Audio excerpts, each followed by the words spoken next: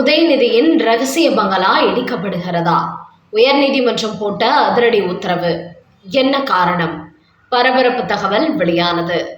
Cinema midnight பார்ட்டிகளுக்கு அடிக்கப்பட்ட ஆப்பு. மு.க. ஸ்டாலினுக்கு 2 பக்கமும் விழப்போகும் அடி. வணக்கம் நண்பர்களே.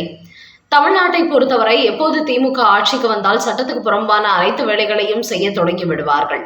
குறிப்பாக ஏரி குளங்கள் அமைந்த பகுதிகளை எல்லாம் பட்டா போட்டு விற்பனை செய்வார்கள். அது மட்டுமின்றி சட்டவிரோதமாக வீடு கட்டுவதற்கு அனுமதி கொடுப்பார்கள். இப்படித்தான் சென்னை ஈசிஆரில் விதிகளை மீறி ஏராளமான விஐபிகள் பங்களா கட்டியுள்ளார்கள். அவற்றையெல்லாம் அவ்வப்போது மாநகராட்சி அதிகாரிகள் கண்டுபிடித்து அந்த வீடுகளை இடிப்பதற்கு உத்தரவு போட்டு வந்தார்கள். என்றாலும் ஆட்சி அதிகாரத்தில் இருக்கும் திமுக புள்ளிகளின் வீடுகளை இடிப்பதற்கு அரசு அதிகாரிகள் உத்தரவு போடாமல் ஒதுங்கிவிட்டார்கள். குறிப்பாக தமிழ் சினிமாவை சேர்ந்த ஏராளமானோர் அங்கு பங்களா கட்டியுள்ளார்கள். அதிலும் திமுகவை சேர்ந்தவர்கள் எந்த ஒரு விதிகளையும் பின்பற்றாமல் பல மாடி கட்டிடங்களை கட்டி இருக்கிறார்கள். இதில் உதயநிதி உள்ளிட்ட திமுகவின் முக்கிய அமைச்சர்களுக்கு ஈசிஆர் சாலையில் பல பங்களாக்கள் உள்ளன. உதயநிதியை பொறுத்தவரை இங்கு எந்த ஒரு விதியை பின்பற்றாமல் பல அடுக்குமாடி பங்களாக்களை கட்டி உள்ளாராம். ஈசிஆர் பகுதியை பொறுத்தவரை அதிகப்படியான ஆழம் தோண்டினால் மண் அரிப்பு ஏற்படும் என்பதனால் அதற்கு அரசாங்கம் தடை உத்தரவு போட்டு வருகிறது. அதோடு இடைவெளி விட்டுத்தான் வீடு கட்ட வேண்டும் என்று சட்டத்திட்டங்கள் உள்ளன. அது மட்டுமின்றி வீடு கட்டுவதற்கு அனுமதி இல்லாத இடங்களில் வீடு கட்டக்கூடாது என்றும் கூறப்பட்டுள்ளது. இருப்பினும் உதயநிதி உள்ளிட்ட திமுகவை சார்ந்தவர்கள் வீடு கட்டுவதற்கு அனுமதி கொடுக்கப்படாத இடங்களில் வீடு கட்டி இருப்பதோடு மாநகராட்சி விதிமுறைகளை மீறி பல அடுக்குமாடிகளை கட்டி அதிர்ச்சி கொடுத்துள்ளார்கள். குறிப்பாக உதயநிதி உள்ளிட்ட பல திமுகவினர் 8 மாடி 10 மாடி என்று பல கட்டிடங்களை கட்டி உள்ளார்களாம். இந்த பங்களாக்களில் தான் சினிமா நடிகைகளை அவ்வப்போது வரவழைத்து மிட்நைட் பார்ட்டிகள் நடத்தி வருகிறார் உதயநிதி. இதில் அமைச்சர் அன்பில் மகேஷ் உள்ளிட்ட பல அரசியல் புள்ளிகளும் பங்கேற்று வருகிறார்கள். அதிலும் திமுக ஆட்சிக்கு முன்பு சிறிய அளவில் பங்களா கட்டியிருந்த உதயநிதி ஆட்சிக்கு வந்த பிறகு எந்த ஒரு விதிகளையும் பின்பற்றாமல் பல மாடிகளை உயர்த்தி விட்டாராம். அதோடு மொட்டை மாடியில் தான் நீச்சல் குளம் கட்டி உள்ளாராம். ஆனால் ஈசிஆர் சாலையை பொறுத்தவரை கடற்கரை அருகில் உள்ள பகுதி என்பதால் அங்கு 2 மாடிக்கு மேல் யாரும் கட்டக்கூடாது என்று விதிமுறைகள் உள்ளது. உயரமான பங்களாக்களை கட்டினால் மிகப்பெரிய அளவில் பூமியில் அஸ்திவாரம் தோண்ட வேண்டியது வரும். இதனால் மண் அரிப்பு அதிகரிக்கும் என்பதனால் மிகப்பெரிய அளவில் பூமியில் பள்ளம் தோண்ட மாநகராட்சி தடை உத்தரவு போட்டிருக்கிறது. என்றாலும் உதயநிதி ஸ்டாலினை பொறுத்தவரை எந்த ஒரு விதிமுறைகளையும் பின்பற்றாமல் ஈசிஆரில் பல பங்களாக்களை கட்டியுள்ளாராம். அவர் மட்டுமின்றி தமிழக வெற்றி கழகத்தை ஆரம்பித்துள்ள நடிகர் விஜய், நடிகர் கமல்ஹாசன் உள்ளிட்ட பலரும் இந்த பட்டியலில் உள்ளார்கள். அதன் காரணமாகவே இதுகுறித்து சென்னை உயர்நீதிமன்றத்தில் ஒரு பொதுநல மனு தாக்கல் செய்யப்பட்டது. அதை விசாரித்த உயர்நீதிமன்ற தலைமை நீதிபதி ஸ்ரீவாஸ்தவா ஒரு அதிரடி உத்தரவு போட்டுள்ளார். அந்த உத்தரவில் ஆட்சி அதிகாரத்தில் இருக்கும் துணை முதலமைச்சர் உதயநிதி போன்றவர்கள் ஒரு முன்னுதாரணமாக இருக்க வேண்டும். ஆனால் இப்படி இவர்களே விதிமீறல் செய்தால் சாதாரண பொதுமக்களை நாம் எப்படி தட்டி கேட்க முடியும்? அதோடு ஈசிஆர் என்பது கடற்கரை ஒட்டிய பகுதி. அந்த பகுதிகளில் இந்த அளவுக்கு தான் பூமியில் அஸ்திவாரம் தோண்ட வேண்டும் என்று விதிமுறை உள்ளது. அதை மீறினால் கடல் பகுதி ஊருக்குள் வர தொடங்கிவிடும். இது பெரிய சிக்கலை ஏற்படுத்தும். அதற்காகவே விதிகளை மீறாமல் அங்கு வீடு கட்ட வேண்டும் என்று உத்தரவு போடப்பட்டுள்ளது. அதோடு தடை செய்யப்பட்ட பகுதிகளில் யாரும் வீடு கட்டக்கூடாது என்றும் உத்தரவு உள்ளது. ஆனால் ஈசிஆரில் பங்களா கட்டிய பெரும் புள்ளிகள் யாருமே விதிகளை பின்பற்றவில்லை. தங்கள் விருப்பத்திற்கு வீடு கட்டியுள்ளார்கள். இது எதிர்காலத்தில் பேராபத்தை ஏற்படுத்தும் என்று கூறிய நீதிபதி, விதிகளை பின்பற்றாமல் துணை முதலமைச்சர் உதயநிதி உட்பட யார் பங்களா கட்டி இருந்தாலும் அவற்றை இடித்து தள்ளுமாறு உத்தரவு போட்டுள்ளார்.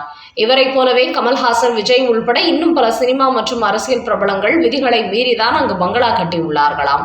அதனால் கூடிய சீக்கிரம் விதிகளை மீறி இவர்கள் கட்டியுள்ள அனைத்து பங்களாக்களையும் மாநகராட்சி இடித்து தள்ளுவார்கள் என்பது தெரிய வந்துள்ளது.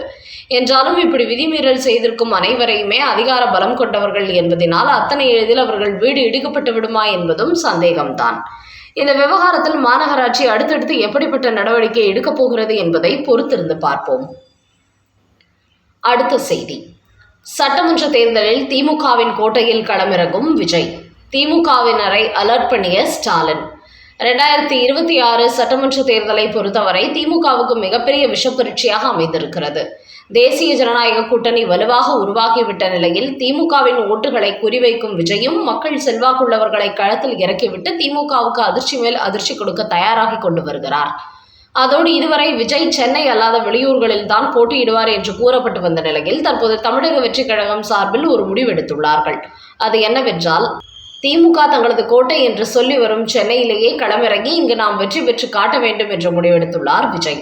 இதுகுறித்து தமிழக வெற்றிக் கழக வட்டாரங்களில் வெளியாகியுள்ள செய்தியில், ஆரம்பத்தில் விக்கிரவாண்டி போன்ற பகுதியில் தான் போட்டியிட வேண்டும் என்று திட்டமிட்டார் விஜய். ஆனால் அவர் வெளியூர்களுக்கு சென்று பிரச்சாரம் செய்வது பெரிய சிக்கலாக உள்ளது. அதனால் சென்னை எங்களுடைய கோட்டை, இங்கு யாராலும் நுழைய முடியாது என்று தம்பட்டம் அடித்து வரும் திமுகவுக்கு அதிர்ச்சி கொடுக்க வேண்டும் என்பதற்காகவே சென்னையில் உள்ள ஒரு தொகுதியிலேயே விஜயை களமிறக்க திட்டமிட்டு வருவதாக தமிழக வெற்றிக் கழக நிர்வாகிகள் கூறுகிறார்கள். இதற்காக ஆரம்பத்தில் சென்னையில் விஜயின் பழைய வீடு அமைந்துள்ள விருகம்பாக்கம் தொகுதியில் அவரை களமிறக்க திட்டமிட்டவர்கள் இப்போது சென்னையில் உள்ள பெரம்பூரில் விஜயை களமிறக்குவது என்று திட்டமிட்டிருப்பதாக கூறுகிறார்கள். இந்த நிலையில்தான் நேற்று பெரம்பூர் தொகுதியில் தமிழக வெற்றிக் கழகத்தினர் செயல் வீரர்கள் கூட்டத்தை நடத்தி ஆலோசனை செய்துள்ளார்கள்.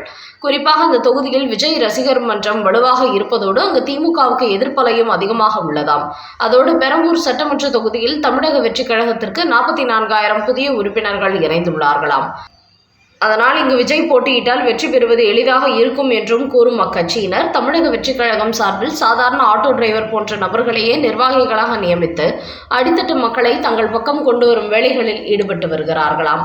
இப்படி திமுகவின் கோட்டையிலேயே விஜய் களமிறங்குவது திமுகவுக்கு அதிர்ச்சியை கொடுத்துள்ளதாம். குறிப்பாக இந்த முறை அதிமுக பாஜக கூட்டணி வலுவாக இருப்பதில் மு.க. ஸ்டாலினுக்கு பெரும் சிக்கலை ஏற்படுத்தி இருக்கிறது. அவர்களை சமாளிப்பதே பெரிய விஷயம் என்றாகிவிட்ட நிலையில் விஜயும் இன்னொரு பக்கம் சிறுபான்மையினர் ஓட்டுகளை பிரித்தால் அது திமுகவுக்கு பெரும் தோல்வியை ஏற்படுத்திவிடுமே என்று அதிர்ச்சி அடைந்துள்ள மு.க. ஸ்டாலின் முக்கிய திமுக புள்ளிகளை அழைத்து அவசர கூட்டம் போட்டுள்ளாராம். அப்போது கடந்த காலங்களில் பெரும்பான்மையினர் சிறுபான்மையினர் என்று ஓட்டுகளை பிரித்தோம். ஆனால் இப்போது பாஜக தமிழ்நாட்டில் அழுத்தமாக கால் பதித்து வருவதால் பெரும்பான்மையினரின் ஓட்டுகளை பெரிய அளவில் நம்மால் பிரிக்க முடியாது. அதேபோல் சிறுபான்மை ஓட்டுகளை முழுமையாக திமுக பக்கம் திருப்ப முயற்சித்தாலும் கிறிஸ்தவரான விஜய் அதற்கும் சிக்கலை ஏற்படுத்துவார். அதனால் ஏழை எளிய அடித்தட்டு மக்களுக்கு பெரிய அளவில் பணமும் பரிசு பொருட்களும் கொடுத்து அவர்களை திமுகவுக்கு ஓட்டு போட வையுங்கள். அது ஒன்றுதான் இந்த முறை நாம் ஜெயிப்பதற்கு ஒரே வழியாக இருக்கும். கடந்த காலங்களை போன்று சாதி ரீதியாக மத ரீதியாக இந்த முறை பிரிப்பது என்பது நடக்காத காரியம் என்று கூறியுள்ள மு.க. ஸ்டாலின், ஏற்கனவே மகளிருக்கு 5,000 ரூபாய் கொடுத்த போதும் மற்ற பெண்களுக்கு பணம் போய் சேரவில்லை. அவர்களெல்லாம் பட்டியல் போட்டு பணத்தை வாரி வழங்குங்கள். அதை மட்டும் செய்துவிட்டால் அடித்தட்டு மக்கள் திமுகவுக்கு தான் ஓட்டு போடுவார்கள் என்று மு.க. ஸ்டாலின் சொன்னதை அடுத்து தமிழ்நாடு முழுக்க உள்ள திமுக நிர்வாகிகள் ஒவ்வொரு ஏரியாவிலும் உள்ள அடித்தட்டு மக்களை கணக்கெடுத்து இன்னும் பெரிய அளவில் பணம் பரிசு பொருட்களை கொடுக்கும் பணிகளை தொடங்கிவிட்டார்களாம். குறிப்பாக இந்த முறை திருமங்கலம் ஃபார்முலாவை கையில் எடுத்து எப்படியாவது மீண்டும் வெற்றி பெற்றுவிட வேண்டும் என்று தீவிரம் காட்டத் தொடங்கி இருக்கிறது திமுக. தமிழகத்தில் மொத்தம் 5.41 கோடி வாக்காளர்கள். 2026 சட்டமன்ற தேர்தல் ஏப்ரல் மாதம் நடைபெற உள்ளது. இந்த நிலையில் கடந்த 2025ஆம் ஆண்டு நவம்பர் மாதத்திலிருந்து தமிழ்நாட்டில் SIR பணிகள் தொடங்கப்பட்டன. அதற்கு முன்பு 6.41 கோடி வாக்காளர்கள் இருந்த நிலையில் இந்த SIR நடவடிக்கைக்கு பிறகு 97.30 லட்சம் பேர் நீக்கப்பட்டார்கள். அதனால் தற்போது தமிழ்நாட்டில் 5.43 கோடி பேர் வாக்காளர் பட்டியலில் இடம்பெற்றுள்ளார்கள். இந்த SIR பணிகளுக்கு பிறகு தவறுதலாக யாருடைய பெயராவது வாக்காளர் பட்டியலில் இருந்து விடுபட்டிருந்தால் அவர்கள் எல்லாம் மீண்டும் விண்ணப்பிக்கலாம் என்று கூறப்பட்டு 34.7 லட்சம் பேரிடம் மனுக்கள் பெறப்பட்டன. அந்த வகையில் தற்போது தமிழகத்தில் மொத்தம் 5.43 கோடி வாக்காளர்கள் இருப்பதாக தேர்தல் ஆணையம் இன்றைய தினம் அறிவித்திருக்கிறது. அது மட்டுமின்றி மாவட்ட வாரியாக ஏற்கனவே எவ்வளவு வாக்காளர்கள் இருந்தார்கள், எத்தனை லட்சம் பேர் நீக்கப்பட்டுள்ளார்கள் என்பது குறித்த தகவலையும் வெளியிட்டுள்ள தமிழக தேர்தல் ஆணையம் ஒவ்வொரு மாவட்டத்திலும் எவ்வளவு வாக்காளர்கள் தற்போது இடம்பெற்றுள்ளார்கள், தமிழ்நாடு முழுக்க எவ்வளவு வாக்காளர்கள் இருக்கிறார்கள் என்பதை பட்டியலையும் இன்று அறிவித்திருக்கிறது.